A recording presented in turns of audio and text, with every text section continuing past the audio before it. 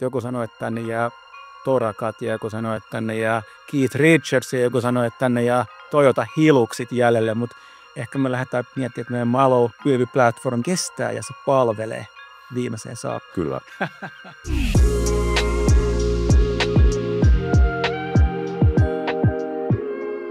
Tervetuloa Malo Azure-podin pariin.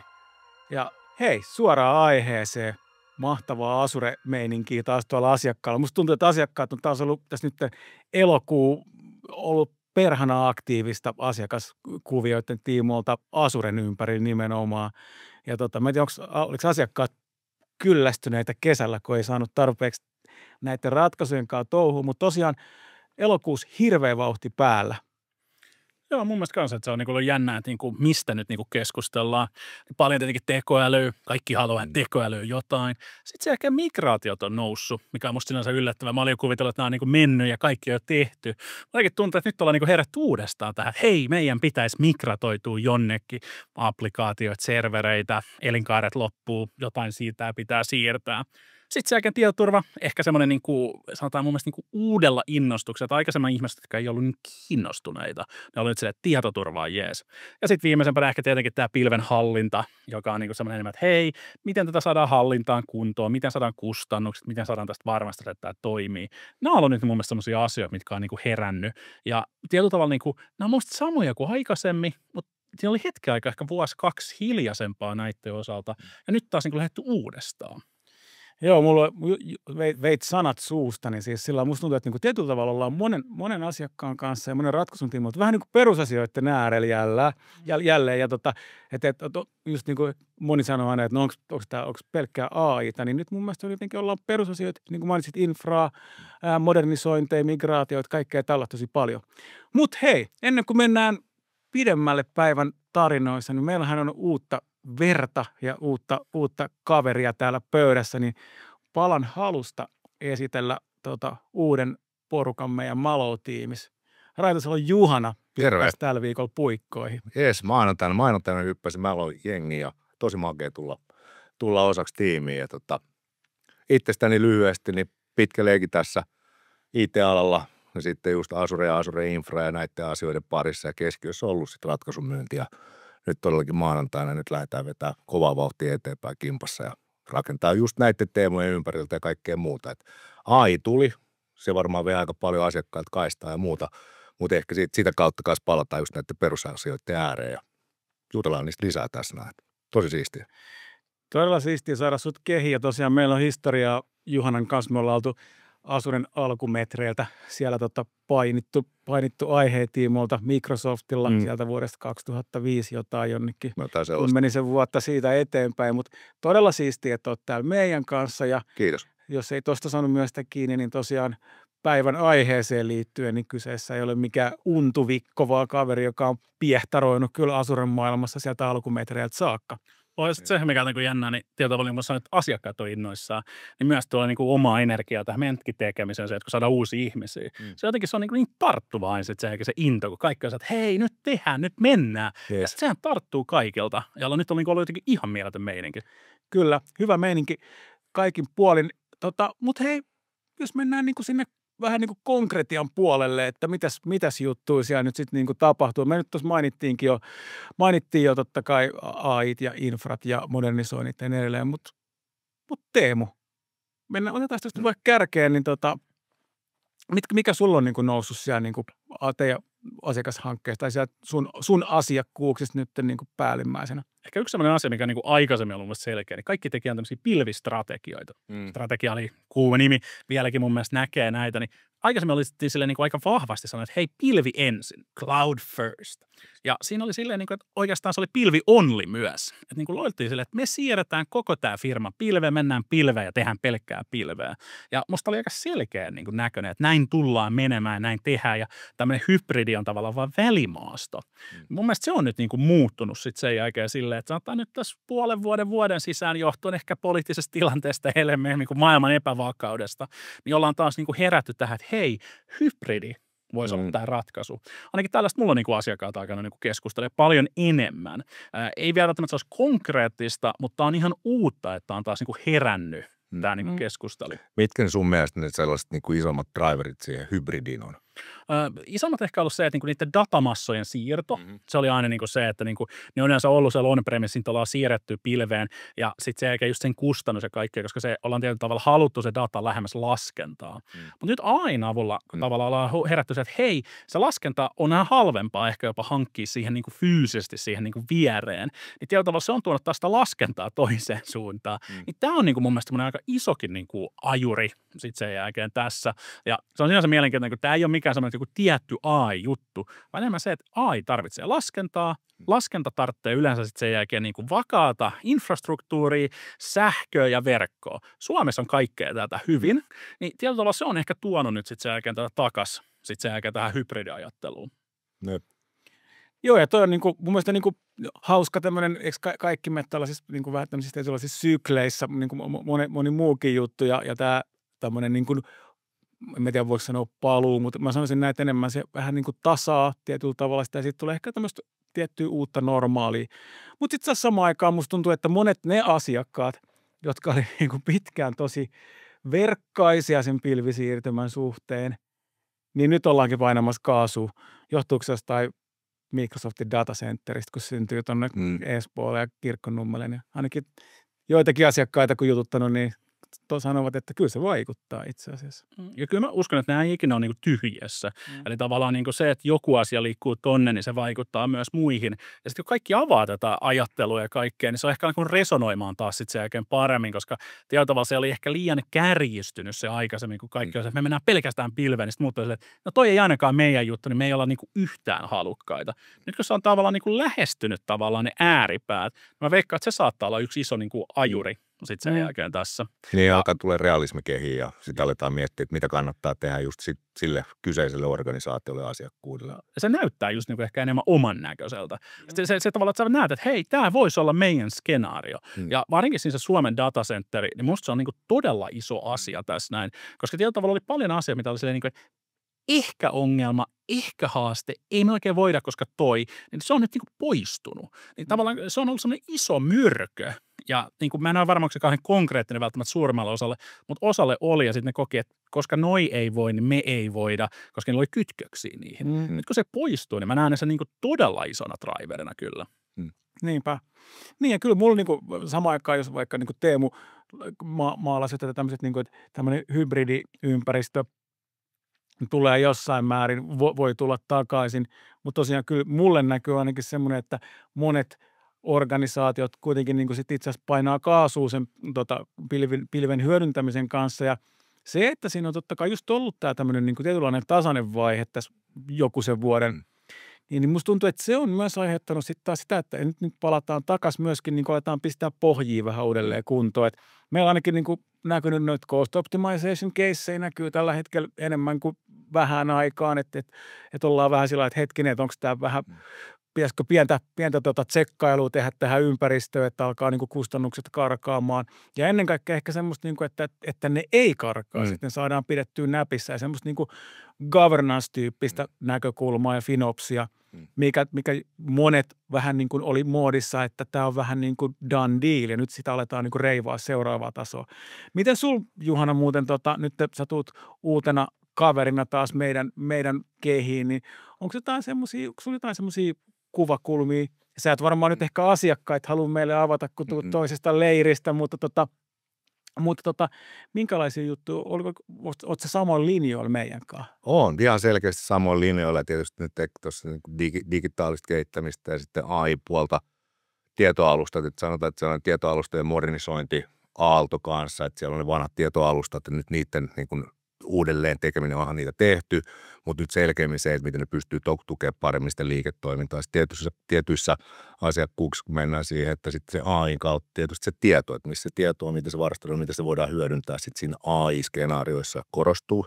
Eli se koko ketju aina siitä tarpeesta sen digitaalisen ratkaisun, AI-ratkaisun kautta siihen tietoalustaan ja sitten siihen infraan, että miten se saadaan se koko paketti sitten fiksusti tehtyä ja muuta. Se on yksi selkeä juttu. No tietysti siinä AI:ssa, että sehän tuli rytinällä meille ja kaikki on sitten, niin kuin osa on jo tosi pitkällä siellä ja osa vielä niin kuin harjoittelee ja lisää sitä oppia ja muuta, että monella eri tasolla, että kerätään sitä ymmärrystä, mitä kaikkea sillä voidaan tehdä. Ja sitä kautta sitten alkaa tulee niitä erilaisia skenaarioita, miten sitä voitaisiin toteuttaa siellä organisaatiossa liiketoiminnan osana. Että edelleen tässä opitaan, kaikkea me opitaan siinä. Mutta sitten me tullaan kuitenkin siihen ympäristöön, että se ympäristö on sellainen, että se tukee sitä. Ja sitten tulee tietoturva korostuu tosi vahvasti ja miten se tieto saadaan pidettyä kuitenkin omissa näpeissä ja muuta. Semmoinen, mikä ehkä noussut just tuosta noin, on landing zone. Tämä on musta mielenkiintoinen, koska tämä oli jossain, niin kuin sanotaan 4-5 vuotta sitten, niin kaikki puhuivat, että me tarvitaan landing zone, ländäri. Ja sitten tietyllä niitä tehtiin paljon. Niitä varmaan joka ikiselle firmalle on tehty landing zone, ja se oli ihan kiinteä hintainen, tollainen, noin tulee tällaiset kaikki hienoudet. Ja ne on tehty, ne on nähty. Ja sitten tietyllä musta tuntuu, että aika monesta tuli vähän niin kuin kirosanaksi, koska se oli vähän niin kuin pakotettuna, vähän silleen, että tämä piti tehdä, ja sitten niin kuin hyödyt ehkä jäänyt vähän niin kuin, miksi. Ja nyt tietyllä tavalla ehkä tuntuu, että ne tavallaan nyt kaikki ne kysymykset, mihin se piti vastata, niin on nyt herännyt viimeisen puolen vuoden sisään. Ja nyt tietyllä tavalla musta tuntuu, että on nyt uusi tuleminen tälle landing zoneille. Ja nyt siellä on niin kuin ne konkreettiset tarpeet ja kysymykset on nyt niin kuin just tullut aika monelle niin kuin oikeasti eteen. Ja mä uskon, että tämä tulee ajamaan tähän vielä niin kuin vahvemmin, koska nyt, että sä saat sen datan sinne, sä saat sen niin kuin tietoturvan sinne, sä saat ne applikaatiot AI:n, niin sä tarvitset sen landing zone. Niin, tämä on musta sillänsä taas mielenkiintoinen niin kuin just tämmöisessä sykleissä. Musta tuntuu, että nyt ollaan just taas pääsemässä takaisin tietyllä tavalla tähän asiaan. Kyllä. Ja yksi asia, mikä tietysti tästä tulee koko ajan nyt se AI myötä ja sitten tietysti automaatio toisena juttuna, että miten tämä, niin kuin, että miten se sulla näkyy Teemu asiakkaissa, että automaation hyödyntäminen nyt tässä alustojen hallinnassa ja muussa. Niin. Ja mun mielestä automaatio on aina niin kuin mielenkiintoinen asia, koska useimmat niin kuin kokee automaation se, että hei, meillä on aikaisemmalla 2 tyyppiä tekee tätä, nyt jos me tehdään automaatio, niin meillä on aina puolikas tyyppi. Useimmissa meidän projekteissa tämä ei ikinä ole totta. Eli vaikka me tehdään automaatio, niin se ei ole silleen, että yhtäkkiä meillä on vähemmän tyyppejä, vaan se, mitä sillä automaatiolla haetaan, on niin kuin lead timein lyhyys. Eli aikaisemmin on tehty muutos, se on kestänyt 3 päivää. Jos sanotaan, että sä teet tiketin, mä avaan tiketin, mä alan tekee. Siinä kestää hetken, niin kun mä edes avaan sen, sitten mä teen sen, mä kommunikoin sulle, aikaa menee. Nyt kun me saadaan niin kuin automaatio, me saadaan lyhennettyä sitä. Ja sitten toinen, me saadaan siihen varmuutta. Se toimii joka kerta. Koska ootko ikinä avannut tiketti jonnekin ja joku sanoo sen jälkeen, että hei, se on tehty, kokeile. Ja sitten kokeilet, että eihän tämä toimi. Niin kuin, se on kauhean vaikea saada tasalaatusta näistä asioista. Niin tämä on niin kuin silleen niin kuin iso ajuri tällä hetkellä mun mielestä niin kuin automaatioprojektissa me tehdään. Että ei se ole silleen, että me saataisiin niin kuin tyyppejä pois, vaan se on just se, että me saadaan tasalaatuisempaa, jolloin yleensä sitä on helpompi myös sit parantaa, jos tarvitsee. Ja sitten me saadaan sitä niin kuin aikataulua niin kuin tiukemmaksi. Nämä 2 on mun mielestä niin kuin isoimpia ajureita sitten se jälkeen tässä platformissa. Ja tähän liittyy sitten kaikki muu. Esimerkiksi saattaa kysyä organisaatiot, näin pelkästään IT-juttu. Kauan kestää projektin aloittaminen? Se joku on se, no kuukausi menee, kun me vähän tehdään boardeja ja ihmetellään tätä ja aloitetaan prosessia, generoidaan koodeja ja pälä. Niin hän on niin kuin nykyään silleen, että kuukausi. Tämä pitäisi olla tunti. Ja tietyllä tavalla niin kuin mä näen, että AI on ehkä niin kuin herättänyt tämän kaikilla. Mä en usko, että AI on oikein se, niin kuin se ajuri tässä näin, mutta kaikki on katsonut silleen, että tämä voisi näyttää aika eri tavalla, erilaiselta tämä maailma. Niin, tämä on jotenkin nyt tämä niin kuin herättänyt tässä näiden keskustelun. No niin, siis kyllä mä oon tuossa, niin kuin, jos mä katson nyt niin kuin, asiakastarpeita tällä hetkellä, niin kuin sanoit, niin siinä automaatiossa se nopeutuminen, se on niin kuin se keskeinen juttu, mitä todella monella, ja siis kun ajatellaan, että eihän asiat enää voisi kestää näin kauan, mutta kyllähän me tiedetään kaikki, että monesti se pelkästään, että aloitellaan uutta hanketta, niin se voi olla pelkästään käyttöoikeuksien kanssa menee viikko tai menee 2 tai menee kuukausi tai mitä meneekin. Ja tähän on niin kuin eri syitä, mutta toi on niin kuin vaan, että jos saadaankin optimoitua sitä, että se projektin käynnistyminen on siitä kiinni, että valitaan oikeat ihmiset ja kirkastetaan skouppia ja tehdään sen projektin kannalta keskeisiä asioita. Mutta jos venataan sitä, että saadaan vähän jotain käyttöoikeuksia ja testiympäristöä pystyy ja kaikkea semmoista, jos siinä menee, niin kun, jos sitä aikaa pystytään nopeuttamaan, niin se johtaa jo siihen, mitä me ollaan aina hoettukin asiakkaat. Me voidaan auttaa saamaan teidän uusia palveluita pystyyn nopeammin. Niin tämä on mun mielestä, tässä ollaan, niin kuin, aletaan niin kuin sen oikein niin kuin padan äärellä tässä kohtaa. Ja sitten varmaan niin kuin tässä vielä tämä niin kuin AI, kun tästäkin puhutaan, että miten se taas leikkaa tässä niin kuin eri osaamisalueilla tekemisessä, niin tietysti niin kuin sovelluskehityksessä AI-avusteinen koodaaminen tai sitä hyödynnetään osana, että se tehostaa ja tuo siihen niin kuin nopeutta ja tätä, mutta että se tulee, eikö näin, että ihan samalla tavalla tähän niin kuin DevOps-puoleen kanssa, että sen, niin kuin sen hyödyntäminen, että se on ihan valtava iso juttu ja sitten koko ajan meidän pitää niin kuin enemmän ja enemmän niin ottaa sitä hyötykäyttöön koska sitä kautta me saadaan sitten paljon paremmin tehtyä ja tehokkaammin asioita. Joo, ja sama kuin esimerkiksi miettii AI-projekteja, kun ennen keskustelua, niin se oli aina se, että hei, onko data kunnossa? Se on niin kuin ensimmäinen kysymys, aina kun lähdetään oikeasti tekemään AI-projekteja, että onko se data nyt kunnossa? Voidaanko sen kautta tehdä niin kuin johtopäätöksiä? Useimmiten vastaus on, että ei ihan. Melkein. Sama on sitten se oikein kehitystyökaus DevOpsissa. Onko ne ympäristöt kunnossa? No, melkein. Voidaanko me avata sen verkkoyhteyksiä automaattisesti? No ei me kyllä voida, koska meillä on tämä kumppani XYZ, ja se voi ne tiketeillä, ei mitään automaatiojuttua olemassa. Niin tietyllä tavalla niin kuin samalla lailla, koska se data oli se vaatimus siihen, että saadaan niin kuin AIta datan päälle, niin sama AI-kehityksessä tai DevOps-prosesseissa, ne pitää olla automaattisia. Ei käy enää, että ympäristö pysytään käsin tai testaus on silleen, että Tiina tai Matti alkaa testaa, kunhan koodaus on tehty. Se pitää tapahtua silleen, että hei, AI tekee muutoksen koodiin, koodi testataan heti, sen jälkeen se kertoo AIlle, että ei mennytkään ihan putkeen. Yleensä kun se koodaa, niin ensimmäistä 3 kertaa ei mene putkeen, mutta se ei haittaa, jos sulla on prosessia kunnossa se pohja, koska se kestää sille 15 sekuntia, niin se on tehnyt sen 4 iteraatioa. Mutta jos sulla on manuaalinen prosessi ja saat se, että no seuraavana päivänä joku tekee, niin eihän siitä tule mitään siitä AI:n käytöstä silloin. Tietyllä tavalla samalla lailla kuin aikaisemmin data piti saada kuntoon, nyt pitää saada ne kaikki muut kuntoon. Tämä on niin kuin sinänsä jännä, että niin kuin, tietyllä tavalla niin kuin palataan just ehkä näihin perusasioihin ja tämä tuo se niin kuin todella näkyväksi, että onko perustat kunnossa. Niin, paljastaa sen. Kyllä, joo. Että siellä on se keisarille ei olekaan vaatteet, sitten sen jälkeen vaikka ollaan sanottu, että tämä on melkein valmis. Nyt nämä näiden asiakasympäristöjen tämmöinen, miten nyt voisi sanoa, valmiusaste ja tämmöinen, asiakkaalla on tietenkin ollut hirveä hinku, kun lähdettiin Gen AI-ratkaisuja pystyttämään, oli se nälkä ja halu ja semmoinen, ehkäpä semmoinen toive. Itse löytyy tosi nopeasti niitä semmoisia golden nuggetteja ja täällä tehdään niitä makeita juttuja ja tällainen. Ja sitten tuli vähän semmoinen jossain kohtaa vähän semmoinen ähky, että ei nämä kaikki pokit ehkä viekään sinne Onnelaan ja niin edelleen. Ja tullaan vähän semmoiseen, tullaan vähän semmoiseen just tähän tämän päivän teemaan, vähän tämmöiseen back to basics juttu, että onko meidän maailma, onko meidän ympäristöt hyvässä kunnossa. Et mun mielestä nyt on ihan mainio hetki ottaa vähän semmoista aika lisää siinä, että hei, aletaan vähän katsoa, että ollaanko me valmiita siihen. Ja siinä tulee just tämä, että onko meidän infra nyt sitten AI-ready ja onko meidän dataplatformi AI-ready. Mutta mä jotenkin ajattelen itse ainakin sillä, että ei se ei tarvitse ajatella, että onko se nyt AI-ready, vaan onko se nykypäivää, onko ne moderneja ne ympäristöt. Kyllä. No, kyllä juuri näin. Niin kuin meilläkin on niitä asiakaskeisseistä tai jonkun verran, niin se on sinänsä jännä, kun joku just kysyy, että mitäs meidän asiakaskeissi, mitä me nyt ollaan uutta, hienoa tehty. Semmoista, että ei mitään. Nyt se toimii. Se on niin kuin me ollaan törkeä määrä työtä siihen, että se on stabiili, me pystytään rakentamaan sen päälle ja siellä ei tule yllätyksiä. Me ollaan 3 vuotta nyt yhdellä asiakkaan rakennettu tätä ja nyt sitten se ehkä niin kuin testamentti tästä, että mitä tämä käytännössä tarkoittaa. Meillä on ollut vuoteen käyttökatkoa. Meillä ei ole minkäännäköistä käyttökatkoa. Me saatiin just tehtyä päivityksiä taas tässä ympäristöä. Meillä oli 3 minuuttia sitten sen jälkeen vähän hitautta siinä. Ei minkäännäköistä vaikutusta mihinkään oikeasti. Niin tavallaan eihän tällä ole kyse se, että onko se AI ready justiinsa tai tälleen. Kyse on siitä, että me ollaan vihdoin saatu se alusta niin kuin hyväksi.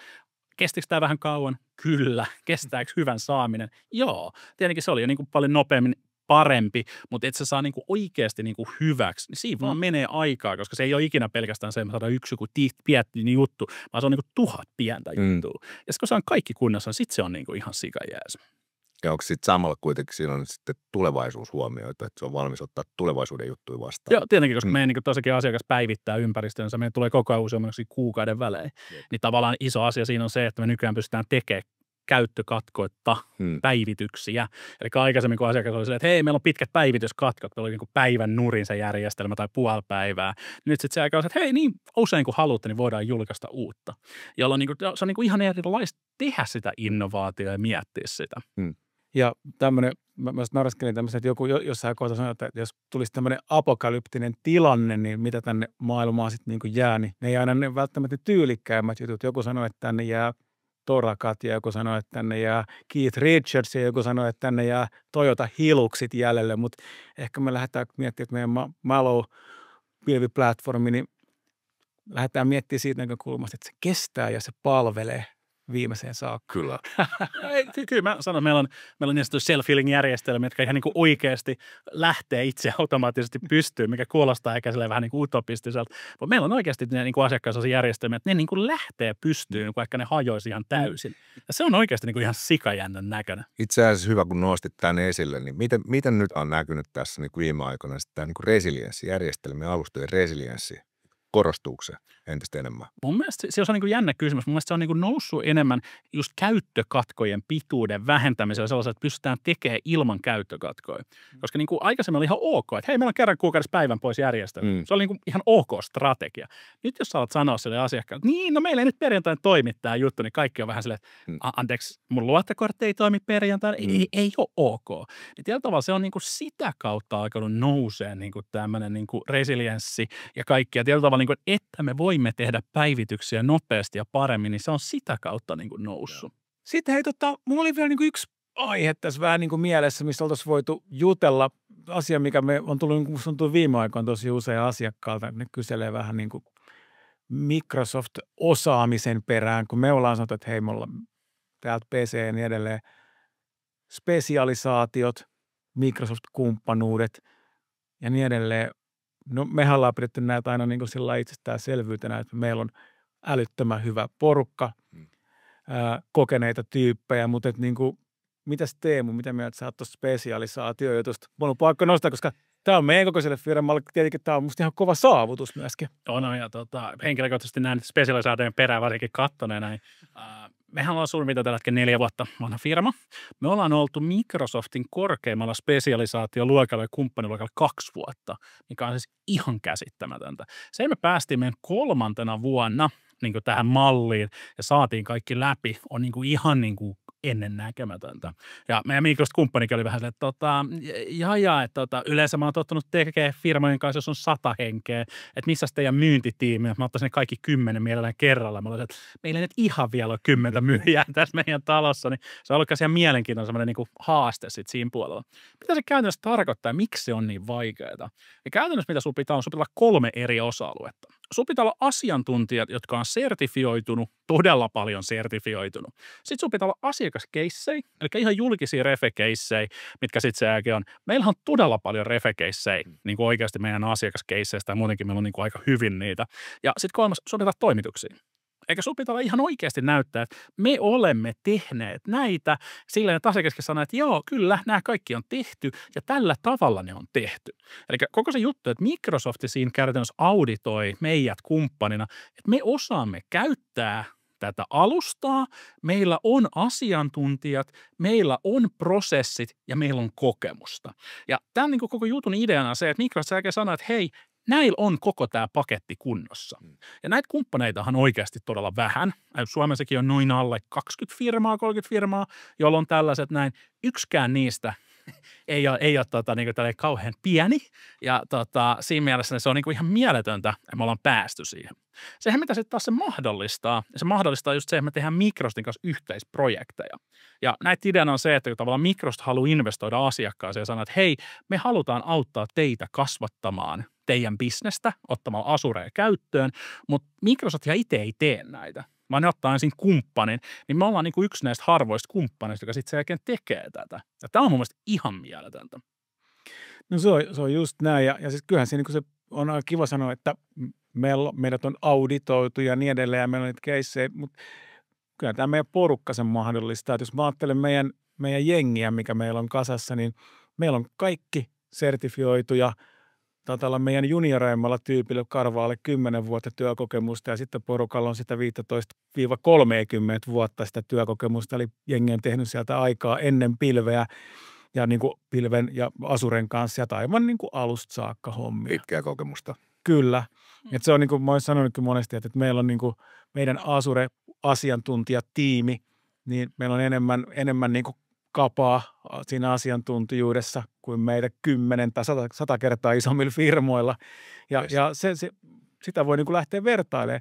Mutta se, mitä se oikeasti mun mielestä tarkoittaa, mitä meidän asiakkaatkin on meille sanonut, on se, että on aika siistiä, että kun meidän asiantuntijat on asioita lähtenyt ratkomaan, niin siellä oikeasti syntyy asioita. Me ollaan oikeasti edistetty niitä asioita ja me pystytään toimimaan itseohjautuvasti ja niin tunnistaa niitä merkittäviä asioita asiakkaalle. Ja tämä on niin kuin se palaute, mitä me saadaan, että mikä meitä tietenkin vie eteenpäin ja mikä meidän ihmisiä motivoi.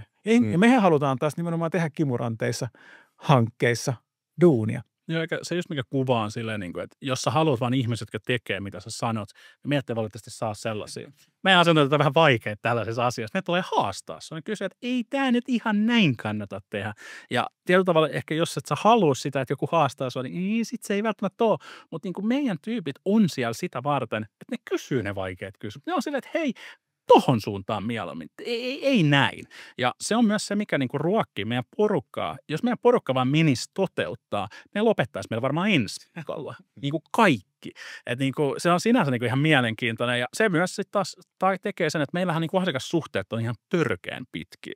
Meillä on niinku asiakkaat, jotka on meidän firman alusta lähtien, on meidän asiakkaat vieläkin koko ajan lisää. Sitten sen jälkeen niinku meidän tiimin kokoa sitten sen jälkeen siellä. Se on musta niinku ihan käsittämätön tänä vuonna. Kyllä kertoo sit luottamuksesta totta kai ja ollaan tosi ylpeitä siitä.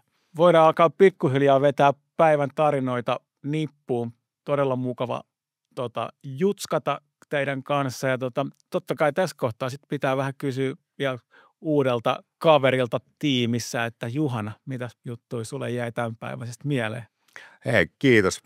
Mun mielestä tässä oli tosi makeat keskusteluja, että mennään niin kuin, miten mä sanoisin, back to basics, eli se alusta, mikä tässä korostuu, niin se jäi selkeästi mieleen, että niin kuin perusasiat kuntoon, jolla me rakennetaan sitten se niin kuin tulevaisuuden alusta tai se alusta, joka tukee sitten kaikkea uutta ja olemassa olevaa tosi hyvin. Tietysti se automaatio siinä vahvasti läsnä ja sitten kaikki tämä datapuoli ja sitten mitä Eetti AIstakin puhuu kaiken kaikkiaan. Mutta sitten Teemu oli tosi makea, mitä nostit tästä, että kuinka kovaa asiantuntemusta meillä on. Se oli niin kuin tosi energisoiva juttu, että mun mielestä nämä nyt jäi tässä oikeasti mieleen ja kiitos. Tosi makea tulla tämän jengiin mukaan. Hei, kiitoksia ja me jatketaan Malon Azure-podien parissa ja jos tänään oltiin vähän niin kuin tietyllä tavalla perusasioiden äärellä ja totta kai sillä perusasioilla pohjustetaan sitä, että päästään sinne niin kuin seuraaviin makeisiin juttuihin, joita siinä rinnalla koko ajan rakennetaan ja seuraava kerralla taas sitten niin kuin uusia kujeita näkymiin silloin.